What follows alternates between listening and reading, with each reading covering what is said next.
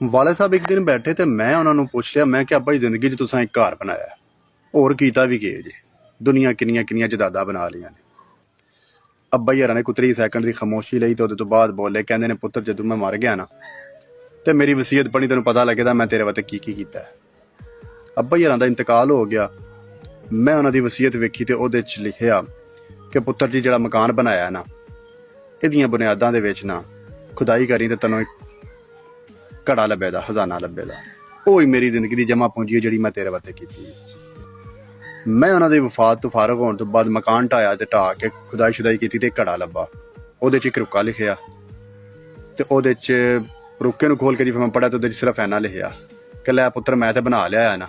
ਤੂੰ ਹੁਣ ਦੁਬਾਰਾ ਬਣਾ ਕੇ ਦੱਸ। ਤੇ ਉਸ ਵੇਲੇ ਦਾ ਯਾਰ